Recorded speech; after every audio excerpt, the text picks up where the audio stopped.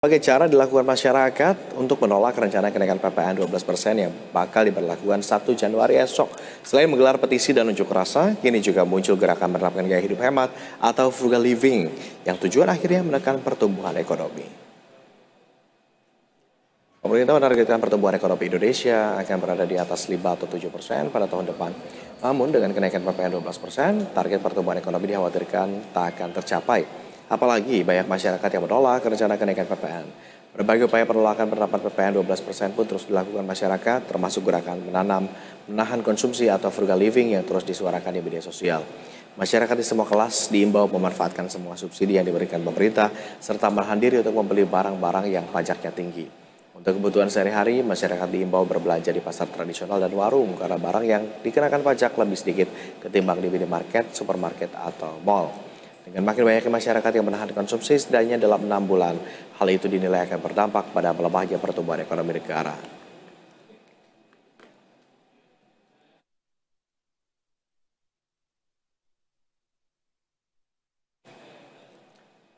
Lalu seberapa efektif gerakan sosial termasuk frugal living yang diinisiasi masyarakat untuk membuat pemerintah berubah pikiran menunda kenaikan PPN? Kita sudah bersama dengan sosiolog Universitas Negeri Jakarta, Mbak Yonita Aprilantini yang sudah bergabung bersama kami secara virtual. Selamat siang, Bu Yunita. Selamat siang. Sehat? Selamat siang, Mas Agung. Sehat, Alhamdulillah. Hari terakhir sebelum pergantian tahun ini, Tahun baru. tahun baru. 2022. Kita masih kemudian masyarakat khususnya dipusingkan dengan wacana kenaikan PPN 12 hingga 12% begitu ya. Bagaimana melihat gerakan frugal living yang marak disuarakan di media sosial saat ini? Benarkah ini akan berdampak eh, tidak baik begitu untuk pertumbuhan ekonomi setidaknya jika ini diterapkan dalam 6 bulan ke depan gitu? Iya, jadi memang kalau secara konseptual ya frugal living ini baik ya karena memang menyuarakan hidup hemat itu ya karena orang tua kita kan jauh-jauh sebelum mengenal apa itu gaya hidup sosialita ya kemudian barang-barang yang merek atau brand sebenarnya sudah menyuarakan ya secara tidak langsung ya hidup hemat ini. Nah, tapi perlu diingat ya memang di sisi lain perekonomian di Indonesia itu PDB 53% disumbang dari konsumsi gitu. Jadi memang ini nanti akan mempengaruhi perputaran uang dalam proses pembelian barang-barang tersebut. Karena kita bukan produsen ya, kita itu konsumen. Ya, jadi jarang kita lihat produk made in Indonesia ya, tapi orang Indonesia dikenal sebagai tukang belanja. Nah, itu ada untungnya ya. Jadi ya PDB-nya tinggi gitu. Nah, tapi di sisi lain akan terpapar dampak dari kenaikan PPN 12%. Nah, ini juga harus di dipikirkan kembali oleh para pemangku kebijakan nih, Mas Agung. Oke, perlu dipikirkan kembali kalau secara konseptual walaupun frugal living itu hal yang baik, begitu hidup hemat, tetapi kalau ini dilakukan secara bersama-sama dalam masif dengan tujuannya untuk melemahkan pertumbuhan ekonomi, tentu ini akan buruk juga begitu ya. Nah, ini jadi tujuan dari frugal living ini apa gitu kan? Nah, misalnya meminta masyarakat hidup hemat, tapi kita masih terpapar oleh tayangan-tayangan misalnya ya, ada influencer, artis yang memperlihatkan kehidupan yang glamor atau mewah ya dalam hal ini sosialita gitu misalnya Mas Agung. Atau masih banyak koruptor-koruptor kelas kakap. Nah, ini saya baru lihat statementnya Pak Presiden kita ya, Presiden Prabowo ya. Nah, ini kan mengkritik ya salah satu kasus bahwa koruptor kelas kakap kok hanya dihukum ringan gitu. Jadi konsep hidup hemat ini nanti malah disalahartikan loh sama masyarakat. Di satu sisi gini, masyarakat disuruh hidup hemat, tapi secara realitas ya artis, pejabat, publik, kemudian koruptor kelas kakap ini juga berseliweran ini di media gitu kan. Jadi kok bisa masyarakatnya disuruh hidup hemat tapi yang para petinggi publiknya kayaknya santai-santai aja kok. Jadi menurut saya malah juga tidak efektif ya yang tadinya mau Oke. mengubah perilaku gitu ya atau sikap. Tapi ngomong-ngomong juga kan kelas menengah kita boleh dibilang cukup konsumtif begitu ya. Salah satu kalangan yang memutar roda perekonomian cukup tinggi adalah di kalangan kelas menengah begitu. Apakah gerakan frugal living ini bisa bertahan dengan habit mereka yang biasanya konsumtif gitu? Lengah dikit check out gitu kan di belanja online misalkan. Iya, iya. Nah ini ya memang pada dasarnya gini, setiap keluarga itu kan punya apa perencanaan keuangan ya. Nah setidaknya kelas menengah itu berpikir kebutuhan dasar itu kan saat ini selain dari kebutuhan hidup sehari-hari ya ada pendidikan dan kesehatan.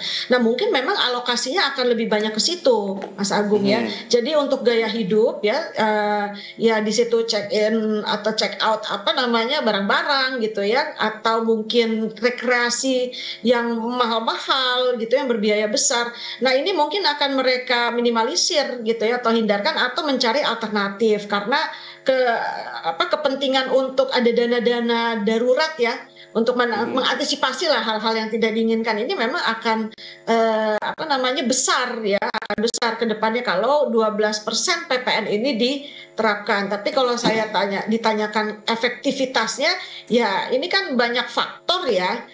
faktor ya untuk apa namanya mensukseskan gerakan ini ya. Jadi ada idealisme untuk menuju frugal living, tapi ya kita juga terpapar gitu ya oleh tayangan-tayangan yang tadi saya sebutkan. Harus Oke. ada juga dong contoh di ruang publik yang memang pejabat, artis, influencer menerapkan frugal living, tapi kalau dipapar oleh media itu justru gaya hidup mewah, glamor, sosialita dan sebagainya, atau koruptor kelas kakap bisa lepas bebas atau misalnya masa tahanannya sedikit, ya tidak efektif juga gerakan ini, Mas Agung. Oke, ada yang bilang kalau PPN 12% ini juga ya dampaknya akan melebar kemana-mana juga begitu, termasuk dengan upaya gerakan frugal living ini. Contoh, nanti seperti yang Anda tadi sampaikan, Bu Yanita, kalau habit masyarakat berbelanja juga mungkin bergeser begitu ya, menyesuaikan kebutuhannya.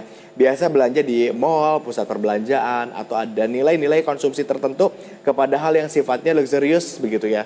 Nanti akan ditahan begitu dan dialihkan ke tempat lain. Tetapi tempat-tempat seperti pusat perbelanjaan, kalau perekonomiannya turun, mereka juga kan punya karyawan juga. Bisa jadi berpotensi Ya terhadap betul. layoff dan sebagainya begitu. Bagaimana Anda melihat ini untuk menjaga tetap semuanya seimbang?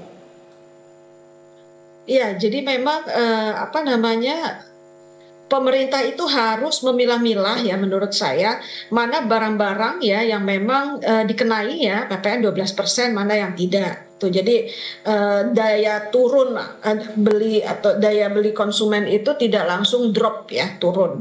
Karena ancaman PHK itu luar biasa ya Mas Agung ya. Mhm. Kalau misalnya terjadi ini bisa ada sampai kerusakan sosial dan kita nggak mau Iya. ya terlalu banyak Mhm. orang yang menganggur itu kita kan juga nggak mau, tidak Mhm. bagus ya untuk Masyarakat kan situasi menahan dan pembelian gitu ya, kondisi. nggak beli, kemudian tokonya Iya, jadi rugi karena nggak banyak yang beli, lalu ujungnya di layoff juga karyawannya begitu kan? betul. Gitu.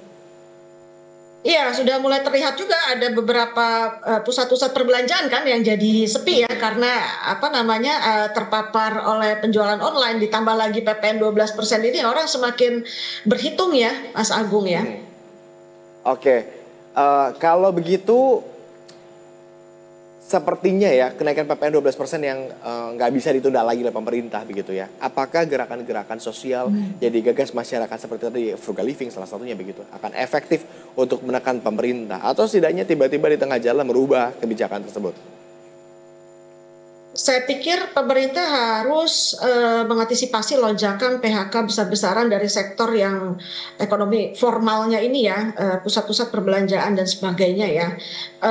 Menghidupkan kembali ya mau nggak mau ya konsepsi ekonomi kerakyatannya Bung Hatta ya, Muhammad Hatta ya, walaupun sudah berusia cukup apa namanya tua gitu ya konsep pemikiran ini ya ketika banyak orang yang menganggur ya kita balik ke ekonomi kerakyatan yang basisnya UMKM Mas Agung. Nah itu dana-dana bantuan itu lebih baik daripada bantuan langsung tunai, sembako dan sebagainya memang bentuknya dana usaha Oke. untuk mengantisipasi korban PHK ini.